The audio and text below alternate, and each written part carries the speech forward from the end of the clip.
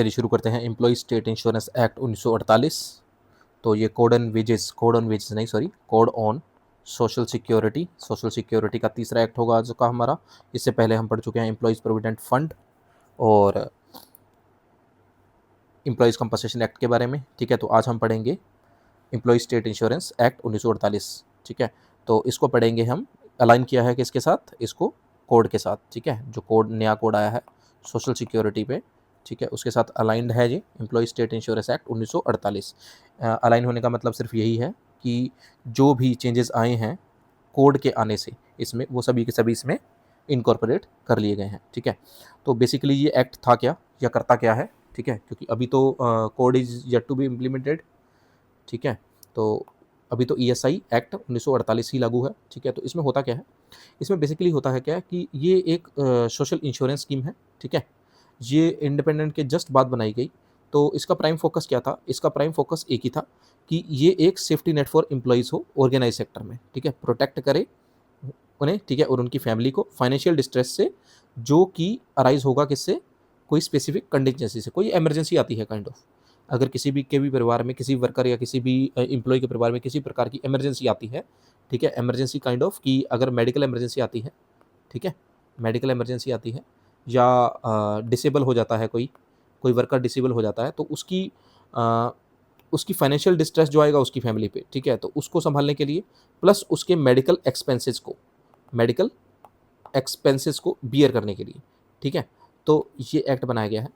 ठीक है, ये है कंट्रीब्यूशन बेस्ड एक्ट है। इसमें कंट्रीब्यूशन लिया जाता है किससे? एम्प्लॉय से भी और एम्प्लॉयर से भी कंट्रीब्यूशन लिया जाता है। एक तरह का बोल लीजिए ये सरकारी इंश्योरेंस है। ठीक है, सरकारी इंश्योरेंस है। ठीक है, बहुत सारी टर्म्स एंड कंडीशंस हैं इसकी। सरकारी इंश्योरेंस है और सरकारी ही हॉस्पिटल में इसका इलाज होता है मोस्ट प्रोबेबली। ठीक है, बाकी अब पढ़ते जाएंगे तो अपने को समझ में आता जाएगा इस एक्ट के बारे में। ठीक है, तो ये क्या कहता है? ये भी एक स्टैच्यूटरी फ्रेमवर्क है। ठीक है, ये एक तरह का सोशल इंश्योरेंस है। ये बहुत सारे लोग कंट्रीब्यूटर्स होते हैं इसके। बहुत सारे लोग नहीं, जो भी एम्प्लॉई हैं, जो भी इसके दायरे में आते हैं, वो सभी कंट्रीब्यूटर रहेंगे। ठीक है, यानी कि फंड जनरेशन जो होगा वो कंट्रीब्यूशन से होगा। एम्प्लॉय की और एम्प्लॉयर के कंट्रीब्यूशन से फंड जनरेट होगा। उसी फंड का यूज़ क्या किया जाएगा? उसी फंड से को मेडिकल बेनिफिट्स दिए जाएंगे। ठीक है, मेडिकल बेनिफिट्स दिए जाएंगे और एज वेल एज सिकनेस और मैटरनिटी बेनिफिट भी दिए जाएंगे और compensation for disability and death resulting from an employment injury. अगर एम्प्लॉयमेंट के ड्यूरिंग कोई इंजरी हो जाती है तो उसके लिए कंपनसेशन का प्रावधान भी इसमें है। ठीक है, तो ये बहुत ही अच्छा एक्ट हुआ अगर सोचा जाए तो। सोशल सिक्योरिटी के बिहाफ पे ये बहुत ही अच्छा एक्ट हुआ और बहुत ही इंपॉर्टेंट एपीएफसी के एग्जाम के लिए। ठीक है, क्योंकि सभी सोशल सिक्योरिटी स्कीम्स उसमें आएंगी, तो ये उसका एक बहुत ही बेहतर कंपोनेंट है जो आज हम पढ़ने जा रहे हैं, एम्प्लॉय स्टेट इंश्योरेंस एक्ट 1948। ठीक है, तो ये हमको पता लग गया अभी तक जो हमने सुना कि ये क्या करेगा? एक तो मेडिकल एक्सपेंसेस को बियर करेगा, एक क्या करेगा? ये सिकनेस बेनिफिट देगा। सिकनेस बेनिफिट का मीनिंग क्या हो गया? आप कहोगे ये तो मेडिकल बेनिफिट होगा, नहीं। सिकनेस बेनिफिट का मीनिंग ये है, ये वेजेस को कवर करेगा, लॉस ऑफ वेजेस को। अगर किसी के वेजेस का लॉस होता है, यानी कि वो कोई काम नहीं कर पा रहा, तो उसके बदले में भी इसको कंपनसेशन मिलेगा। ठीक है, और कंपनसेशन किस बिहाफ पे मिलेगा? अगर कोई डिसेबल हो गया, किसी की डेथ हो गई, ठीक है, अगर डेथ होगी तो डेथ केस में डिपेंडेंट को मिलेगा, अगर डिसेबिलिटी हुई तो डायरेक्ट एम्प्लॉय को मिलेगा। ठीक है, तो ये सब कुछ इस एक्ट में आता है। पूरी की पूरी कंप्लीट सोशल सिक्योरिटी होती है ये। ठीक है, ये लीव से रिलेटेड नहीं है, इसको कंफ्यूज मत करना लीव से। ठीक है, ये लीव से रिलेटेड नहीं है, ये सिर्फ एक ही चीज़ प्रोवाइड कराता है, मेडिकल और सिकनेस बेनिफिट। सिकनेस बेनिफिट मतलब वेजेस, कवर ऑफ वेजेस। ठीक है, आपके जो वेजेस हैं वो आपको कुछ समय तक कुछ निश्चित प्रतिशत तक ये मिलते रहते हैं। ठीक है, और मेडिकल एक्सपेंसेस लाइक कि अगर आपको कोई इंजरी होती है, कोई बीमारी होती है, तो उसका सारा एक्सपेंस ईएसआईसी के फंड से पे किया जा सकता है, बशर्ते आप उसके कंट्रीब्यूटरी होने चाहिए। ठीक है, तो इस कोड में डिफरेंस क्या आया? सॉरी, इस एक्ट में डिफरेंस क्या आया? What is new? क्या नया है इस एक्ट में? कुछ नहीं है। इसकी जो इम्प्लीमेंटेशन है वो पैन इंडिया कर दी गई है। पहले क्या होता था? एरिया वाइज होता था नोटिफिकेशन सिस्टम, कि हर नोटिफिकेशन जो है वो हर एरिया का अलग निकलता था। ठीक है, अब जो है वो कंबाइन कर दिया गया ऑल इंडिया। ठीक है, ऑल इंडिया कर दिया गया, pan India, all India employ state insurance corporation. ठीक है, हर स्टेट में इनका ऑफिस होता है। स्टेट क्या, काफ़ी सारी शहरों में भी किसी स्टेट के 2 या 3 ऑफिस भी होते हैं। ठीक है, और इसकी डिस्पेंसरीज आपने देखी होंगी, ईएसआई डिस्पेंसरीज। ठीक है, सब कुछ डिस्कस करेंगे, धीरे धीरे चलते हैं आगे। ठीक है, क्या था कि इसकी यूनिफॉर्म कवरेज रहेगी। Across the all the states, ऐसा कुछ स्पेशलाइजेशन नहीं ट्रीट मिलेगा किसी भी स्टेट को, सबकी यूनिफॉर्म रहेगी, ठीक है। ये सोशल सिक्योरिटी कवरेज है। ये किनको अब इनमें मर्ज करने की तैयारी की जा रही है, कोड में तैयारी की जा रही है भाई। कहता है कि अनऑर्गेनाइज और हजार्डस ऑक्यूपेशन है ना जो, वो वाली इस्टेब्लिशमेंट को भी इसमें क्या कर लिया जाएगा, इनकॉर्पोरेट कर लिया जाएगा, ठीक है, या किया जाना है या कर लिया जाएगा, क्योंकि कोड जो है वो भी येट टू बी इम्प्लीमेंटेड है, ठीक है। अब नेक्स्ट आता है द कोड अलाउज डिजिटल, ये तो सभी एक्ट्स में हम पढ़ रहे हैं कि डिजिटल रजिस्ट्रेशन होगा, आधार बेस्ड अटेंडेंस रहेगी, आइडेंटिफिकेशन रहेगा और ऑनलाइन क्लेमिंग प्रोसेस होगा। सिंपल है, डिजिटल इंडिया, ठीक है। और देखो एक्सटेंशन ऑफ ईएसआई कवरेज, देखो प्लांटेशन को बीच में ले लिया गया है, गिग वर्कर्स को ले लिया गया है, प्लेटफॉर्म वर्कर्स को ले लिया, कि जिसको गिग वर्कर या प्लेटफॉर्म वर्कर के बारे में जानना हो वो जान सकता है प्रीवियस वीडियो से। सभी एक्ट जो भी कोड ऑन सोशल सिक्योरिटी से हैं उस सब में ये डेफिनेशन मैंने एक्सप्लेन की हुई है, इसलिए आज मैं नहीं करूँगा।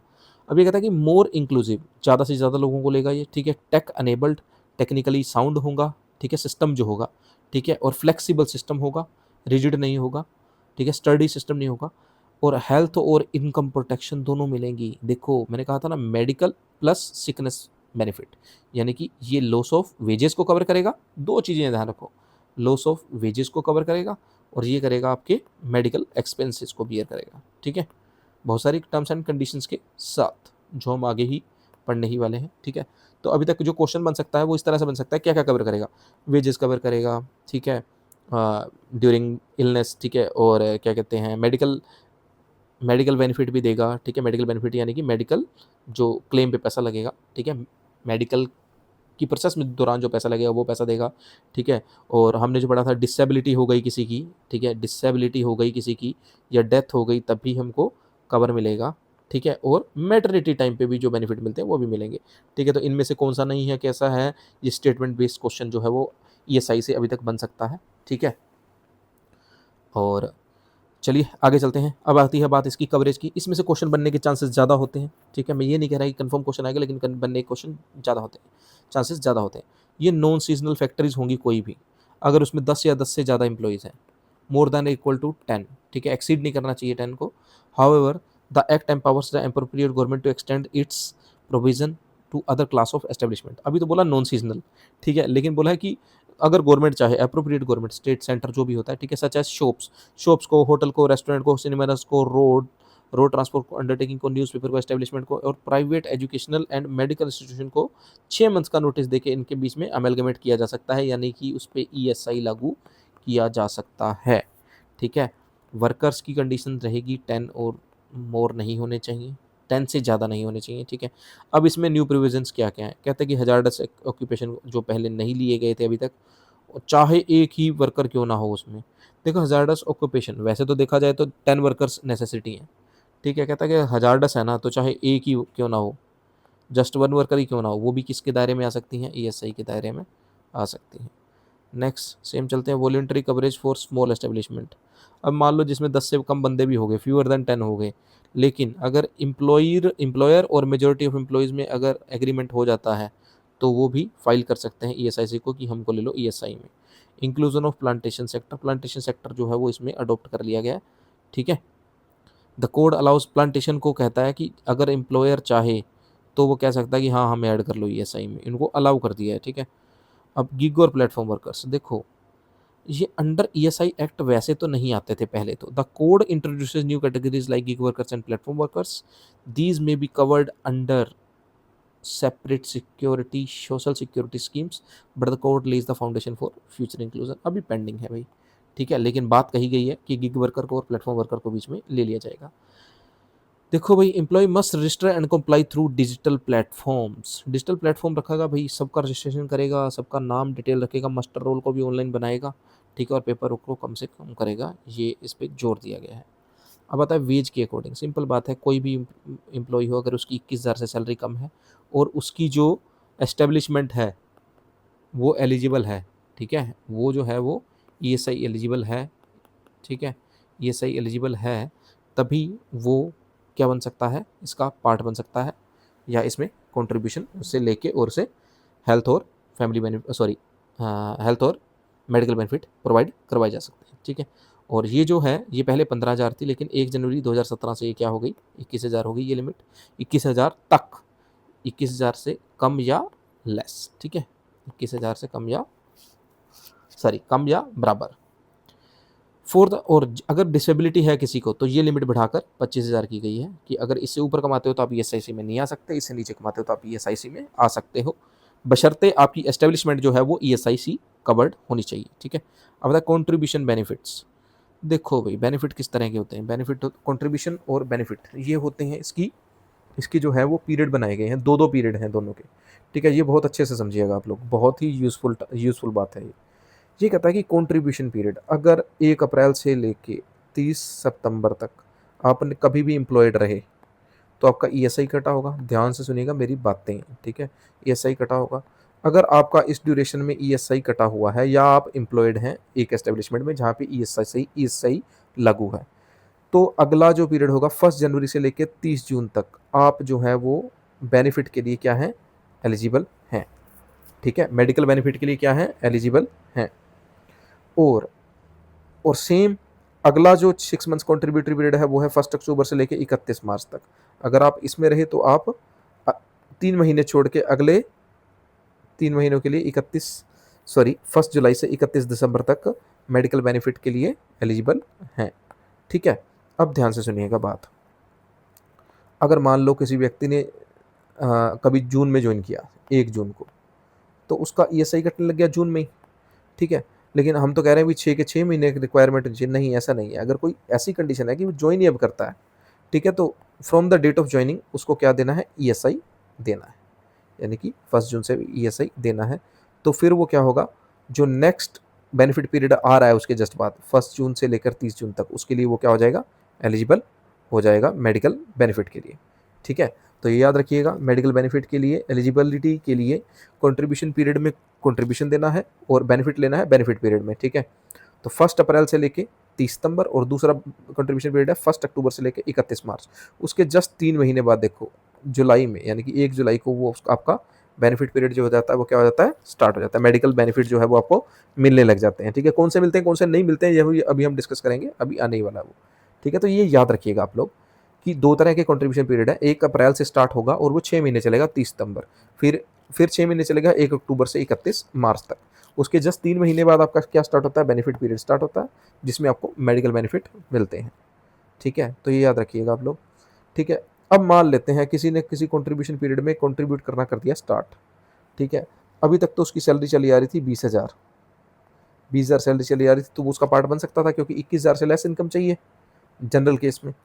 तो अगर 21,000 से कम इनकम थी उसकी, 20,000 थी, तो वो चला आ रहा था, उसने अप्रैल का भरा, मई का भरा, जून में उसकी सैलरी होगी 22,000, ठीक है। जून में उसकी सैलरी होगी 22,000। तो ये स्टिल जो है वो ऐसा नहीं है कि इसको निकाल देंगे, ये इस कंट्रीब्यूशन में तो एलिजिबल रहेगा, बस उसे जो कंट्रीब्यूशन देना है वो बढ़ी हुई सैलरी पे देना है, ठीक है। कंट्रीब्यूशन देना है वो बढ़ी हुई सैलरी का परसेंटेज ही देना है, जो भी परसेंटेज डिसाइड होगा अभी आगे आ जाएगा, ठीक है।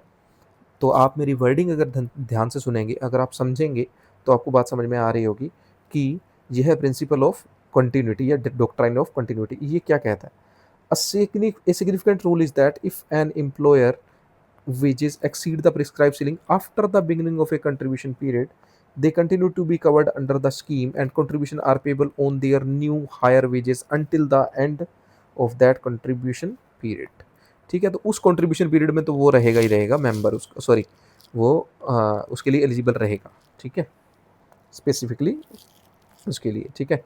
लेकिन हाँ, जैसे ही अगला कंट्रीब्यूशन पीरियड स्टार्ट होगा तो वो एलिजिबल नहीं रहेगा, क्योंकि उसकी सैलरी जो एक्सीड कर जाएगी, किससे कर जाएगी, 21,000 से एक्सीड कर जाएगी, ओके। तो ये बहुत ही इंपॉर्टेंट बात थी, याद रखिएगा आप लोग। अब देखो कोई लो वेज अर्नर है, 176 पैसे पर दिन से कम कमाता है, तो वो उसको छूट है भाई, वो एग्जेम्प्टेड है कि वो कंट्रीब्यूशन का शेयर नहीं देगा, ठीक है। However the employer is still required to pay their contribution in respect of these employer, और एम्प्लॉयर को ये जो पैसा है वो देना ही पड़ेगा, ठीक है। कंट्रीब्यूशन है वो देना ही पड़ेगा, ओके।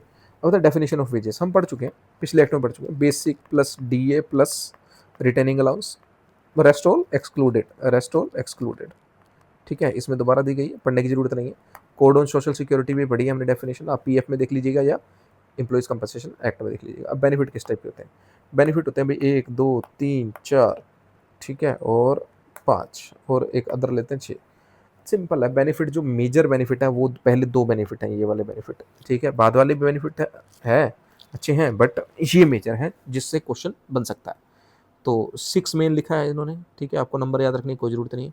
मेडिकल बेनिफिट, कोई बंदा बीमार हो गया, उसने कंट्रीब्यूशन देना स्टार्ट किया क्या कहते हैं 1 अप्रैल से लेके, और मान लेते हैं 30 अक्टूबर तक था ना, कब तक था, अच्छा 6 महीने ही पूरे करने हैं ना, ठीक है। 1 अप्रैल से लेके 30 सितंबर तक ही होगा फिर तो, 30 सितंबर तक उसका कंट्रीब्यूटिंग पीरियड था।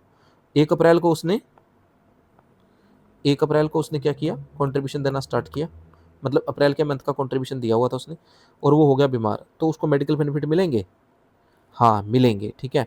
अब इसमें देखो क्या होता है, this is the cornerstone of the scheme, providing full and comprehensive medical care to the insured person and their family members from very first day of insurable employment। ठीक है, ये पहले दिन से ही स्टार्ट हो जाती है भाई। आपने जैसे ही एम्प्लॉय बने, आप किस फैक्ट्री के, किस ऑर्गेनाइजेशन के, किस एस्टेब्लिशमेंट के, जो कि ईएसआई कवर्ड है, और आपका वेजेस जो है वो 21,000 से लेस था, अगर 21,000 से लेस था, अगर लेस देन और इक्वल टू था, तो आप उसका पार्ट बन जाएंगे, ठीक है। ईएसआई के अंदर कवर हो जाएंगे, ठीक है। तो आपको पहले दिन से ही आप एलिजिबल हो जाते हैं मेडिकल बेनिफिट के लिए, ठीक है। इसमें क्या क्या होता है मेडिकल बेनिफिट में, ट्रीटमेंट होता है, स्पेशलिस्ट कंसल्टेशन होता है, हॉस्पिटलाइजेशन होता है, supply of drugs and dressing होता है। अब देखो, कोई बंदा रिटायर हो गया या वो हो गया है क्या कहते हैं फिजिकली डिसेबल्ड हो गया, ठीक है, लेकिन उसे जो है वो मेडिकल बेनिफिट स्टिल लेने हैं, तो सिंपल बात है, वो कोई नॉमिनल एनुअल फी होती है वो देता रहे, और वो उसमें मेडिकल बेनिफिट लेता रहेगा। अब दूसरा आता है सिकनेस बेनिफिट, ये इंपॉर्टेंट है। इन दोनों में फर्क क्या है आप लोग अच्छे से समझ लीजिएगा। सिकनेस बेनिफिट है लॉस ऑफ वेजेस का कवर, ये कैश बेनिफिट होता है, paid to an insured person during period of certified sickness, it is at the rate of 70% of average daily wages for maximum period of 91 in any 2 consecutive benefit periods. देखो भाई हुआ क्या, कोई बीमार हो गया और वो काम नहीं कर सकता, तो उसको वेजेस नहीं मिलेंगे, ऐसा नहीं है, उसको 70% ऑफ वेजेस मिल जाएंगे। बस शर्त एक ही है कि उसने जो है वो 78 दिन तक, 78 डेज तक जो है वो पिछले किसी भी कंट्रीब्यूशन पीरियड में, ठीक है, कोई भी कंट्रीब्यूशन पीरियड में, पिछले किसी भी नहीं, पिछले ही कंट्रीब्यूशन पीरियड में 78 दिन तक जो है वो कंट्रीब्यूट किया होना चाहिए। 78 डेज का कंट्रीब्यूशन नेसेसिटी है। देखो अगर मेडिकल बेनिफिट की बात करें तो चाहे अगले दिन ही बीमार हो जाए वो, उसमें कोई भी मिनिमम पीरियड रिक्वायर्ड नहीं है। आप बस सीधा लिखा हुआ है first day of insurable employment, ठीक है। पहले दिन के इंश्योरेबल एम्प्लॉयमेंट से पहले दिन आप घुसे, अगर किसी एस्टेब्लिशमेंट में आप बीमार हो गए तो आप मेडिकल बेनिफिट में कवर होते हो। लेकिन रही बात अगर सिकनेस बेनिफिट की तो ऐसा नहीं है। सिकनेस बेनिफिट जो है वो आपको 78 डेज का कंट्रीब्यूशन आपके जो लास्ट कंट्रीब्यूशन पीरियड है उसमें दिया होना चाहिए, ठीक है। और आपको मिलता कितने दिन का है ये मिलता है 91 days in any 2 consecutive benefit periods. अब इसमें क्या होता है कि 2 कॉन्जिक्यूटिव पीरियड में 91 दिन, ठीक है, यानी कि एक साल में कितना हो गया 182 डेज। 182 डेज का जो वेजेस मिल जाता है 70% मिलता है, ठीक है। अब देखो अगर एक उसमें एक स्कीम है एक्सटेंडेड और एक है एनहेंस्ड। एक्सटेंडेड कहता है कि 34 जो लॉन्ग टर्म और मेलिग्नेंट डिजीज बताई गई हैं, ठीक है, अगर ये हो जाती है किसी को तो भाई जो वेजेस मिलेगा वो 80% मिलेगा, और वो कब तक मिल जाएगा पता है, वो मिल जाएगा 2 साल तक।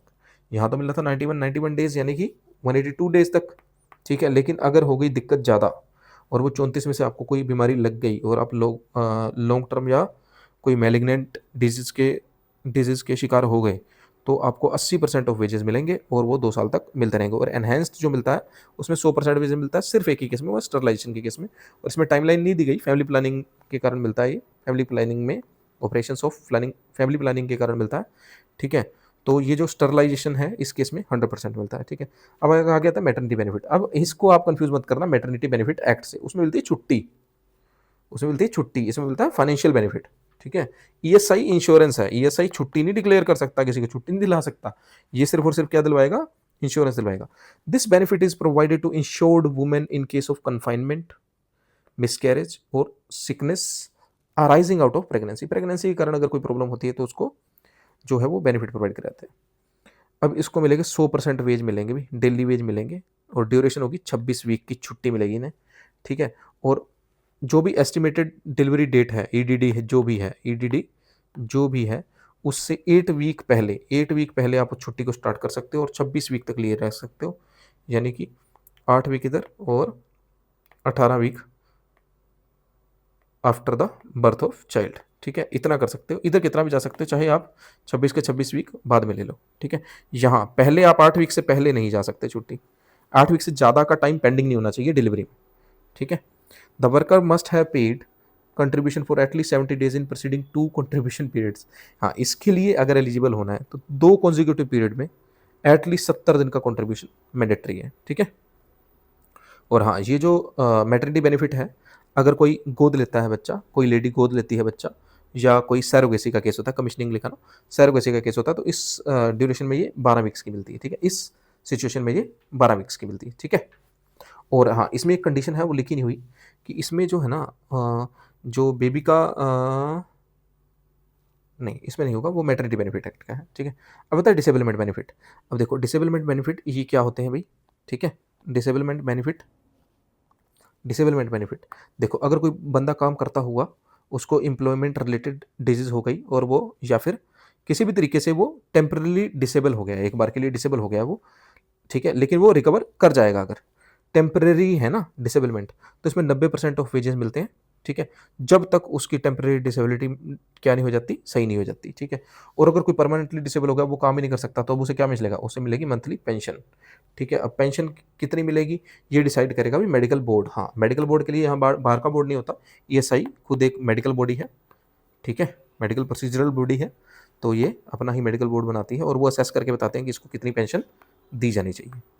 ठीक है, नेक्स्ट आता है भी डिपेंडेंट बेनिफिट। सिंपल बात है, अगर कोई बंदा अनफॉर्चुनेट डेथ हो जाती है इंश्योर्ड पर्सन की, तो जो भी डिपेंडेंट है, स्पाउस है, चिल्ड्रन है, विडो मदर है, इसको मंथली पेंशन मिलेगी।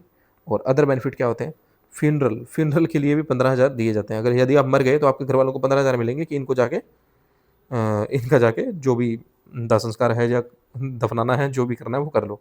ठीक है, कन्फाइनमेंट एक्सपेंसेस। ठीक है, अगर मान लो ईएसआई फैसिलिटी अवेलेबल नहीं है डिस्ट्रिक्ट में, थ्रू आउट द डिस्ट्रिक्ट या थ्रू नियर बाय, ठीक है, तो कैश पेमेंट मिलेगी इंश्योर्ड वुमेन को। ठीक है, उसके कन्फाइनमेंट में जो भी खर्चा आएगा उसके। ठीक है, ठीक है, ये नेसेसिटी है, जो भी कन्फाइनमेंट एक्सपेंसेस। और दूसरा है अनएम्प्लॉयमेंट अलाउंस।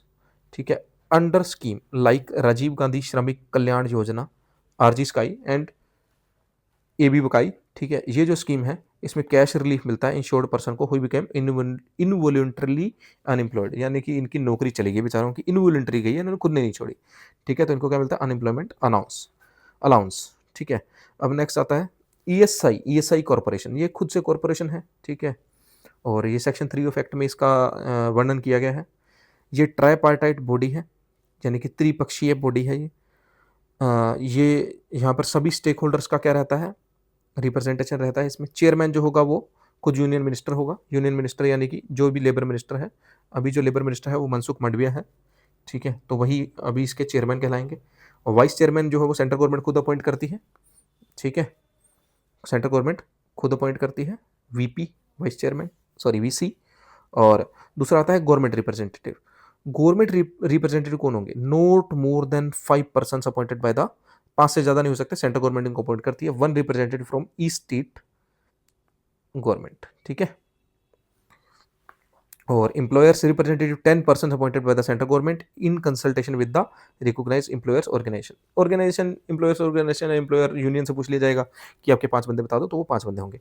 होगा employee representative, sorry employer organisation और एम्प्लॉई रिप्रेजेंटेटिव, इनमें क्या होगा, 10% appointed by the central government in consultation with the recognised employees organisation.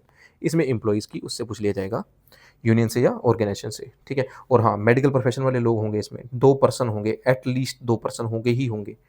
ठीक है, और पार्लियामेंट रिप्रेजेंटेटिव जो 3 मेंबर ऑफ पार्लियामेंट, 3 एमपी होंगे, कोई भी 3 एमपी होंगे, 2 होंगे लोकसभा से और 1 होंगे राज्यसभा से। ये फिक्स है, याद रखिएगा, क्वेश्चन पूछ सकता है। ठीक है, और एक्स ऑफिशियो मेंबर जो होता है वो होता है डायरेक्टर जनरल ऑफ एम्प्लॉयमेंट, महानिदेशक होता है किसका, ईएसआईसी का, वो एक्स ऑफिशियो मेंबर कहलाते हैं उसे। ठीक है, और ये है ईएसआई कॉर्पोरेशन, ये इनकी बॉडी है। अभी इनमें और भी पोस्ट होती हैं।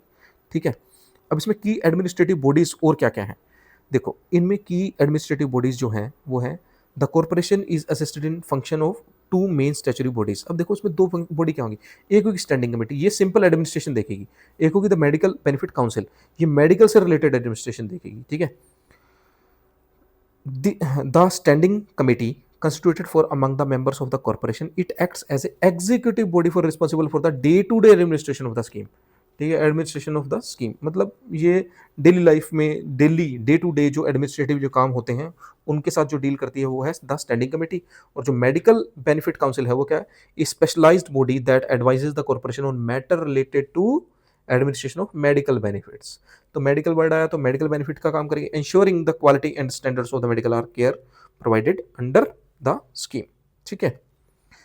अब उसके बाद आता है पावर्स एंड फंक्शंस। इसके पावर क्या है भाई, the corporation has wide ranging power to ensure the effective implementation of the act.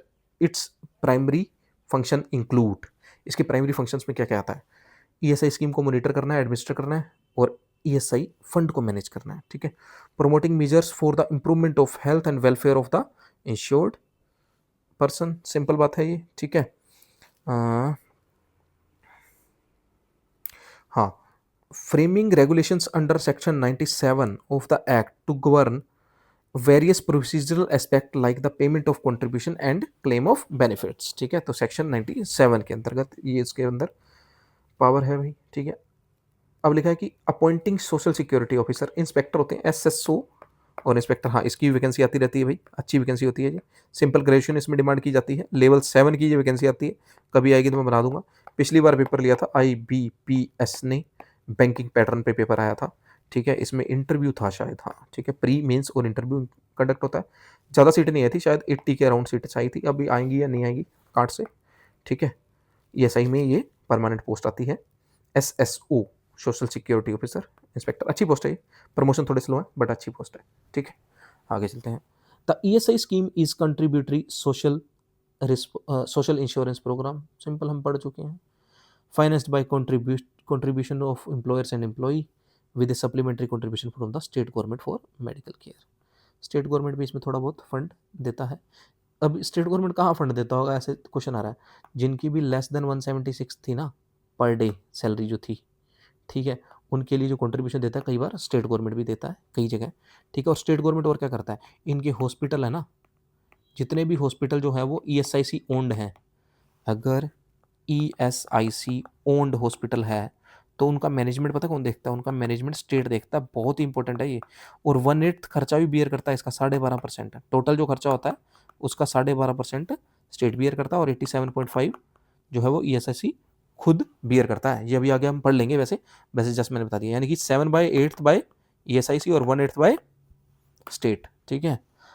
अब आता है अभी कॉम्प्लियंस एंड पेनल्टीज। एम्प्लॉयर की रिस्पॉन्सिबिलिटी क्या है, mandatory registration of establishment with ESIC, भाई ESIC के साथ रजिस्टर कराओ।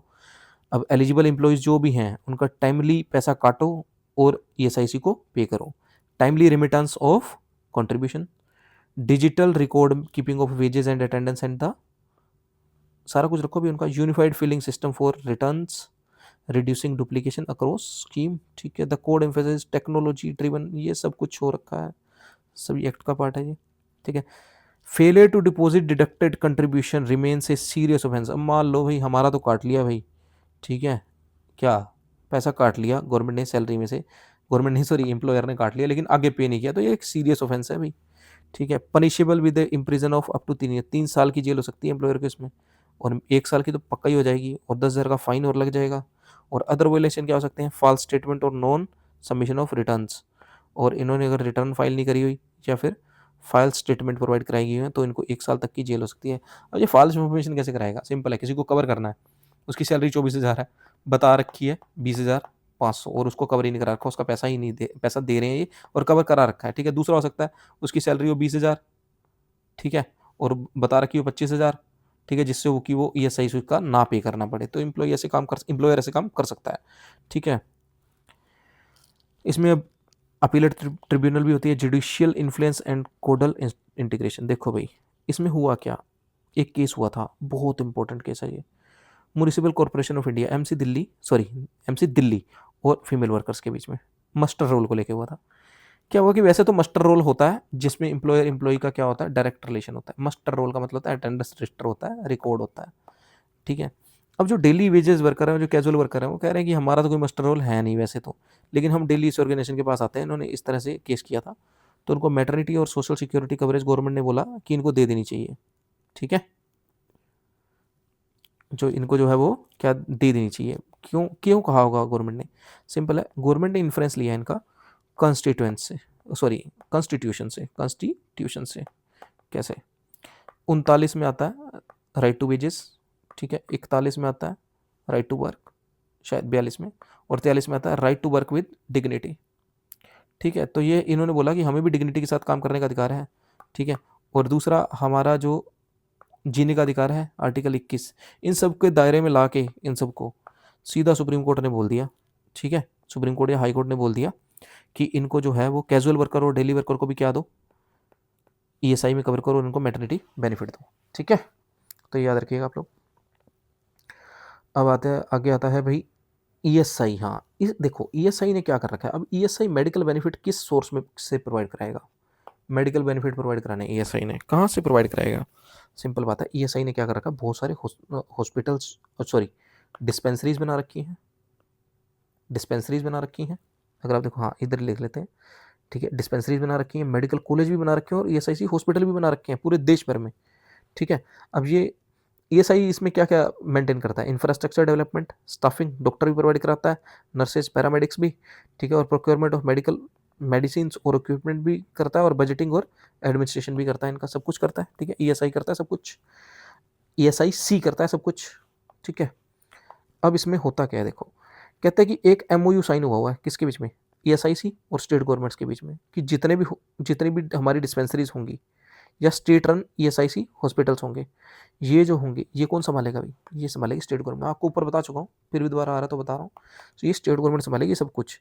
इसमें 87.5% खर्चा जो होगा वो बियर करेगा ईएसआईसी, और 12.5% बियर करेगा स्टेट। मैं ऊपर बता चुका हूँ आपको, 1/8 ये स्टेट बियर करेगा भाई। और ईएसआईसी इसमें डे टू डे ऑपरेशन और लोकल रिक्रूटमेंट और मेंटेनेंस एंड छोड़ो इसको। अब बता हाइब्रिड एंड रेफरल मॉडल, इसमें क्या हुआ, मान लो कहीं ईएसआईसी फैसिलिटी है ही नहीं, तो इन्होंने क्या किया, किसी भी प्राइवेट से क्या कर लिया, टाई अप कर लिया, प्राइवेट एम्पेनल हॉस्पिटल से टाई अप कर लिया या गवर्नमेंट हॉस्पिटल से टाई अप कर लिया कि ईएसआई कवर कर लो आप लोग। ठीक है, बदले में उनको जो भी टेंडर बेस्ड पैसा होता था वो दे देते थे। ठीक है, तो अभी तक देश भर में ना इनके नाम पे 10 मेडिकल कॉलेज हैं भाई, 10 मेडिकल कॉलेज हैं, और 10 और बनाने पास हो चुके हैं इनके, 10 और बनाएंगे ये। ठीक है, तो आप सर्च करोगे तो आपको मिल जाएगा 10 मेडिकल कॉलेज अंडर ईएसआईसी। ठीक है, और 1500 के आसपास तो इनके हॉस्पिटल भी होंगे। ठीक है, तो ये रियल टाइम डेटा है, ये आप अगर याद करना चाहो तो इनकी वेबसाइट से देख सकते हो। वेबसाइट किस, हाँ ये कौन सी मिनिस्ट्री के अंदर आता है? इसकी नोडल मिनिस्ट्री है मिनिस्ट्री ऑफ, सिंपल बात है, जो भी एक्ट पढ़ रहे हैं मिनिस्ट्री ऑफ लेबर के हैं, ministry of labour and employment के अंडर आता है। ठीक है, ministry of labour and employment के अंडर आता है। ओके, तो ये बात आप याद रखिएगा, ये बहुत ही अच्छा एक्ट था ईएसआई। तो इसमें अपनों ने जो बातें पढ़ी उनमें से कुछ बातें मैं आपको रिपीट कर देता हूँ। ठीक है, जगह मिल जाए बस, हाँ मिल गई। देखो भाई, 10 से ज़्यादा बंदे होने चाहिए, 21,000 से कम क्या होना चाहिए, वेज होना चाहिए। ठीक है, जो भी उल्टे सीधे साइन हो देख लेना। 21,000 से 25,000 होना चाहिए, किसके लिए? PWBD, person with benchmark disability. ठीक है, और दो तरह के बेनिफिट मिलते हैं, मेडिकल और sickness. Medical from the date of registration, from starting. ठीक है, और इसके लिए 78 दिन रिक्वायर्ड है। ठीक है, तो ये जो क्वेश्चन है ना सारे के सारे, ये आपको मज़ा आ जाएगा, पेपर में आएंगे सीधे सीधे। ठीक है, अगर आए तो सीधे सीधे आएंगे। ये एक्ट तो आपको इंटरव्यू में पूछा जा सकता है, अगर आप सोचते हैं कि आपका एपीएफसी का रिटर्न निकल जाएगा तो आपको इंटरव्यू में ऐसे क्वेश्चंस बहुत सारे पूछे जाएंगे।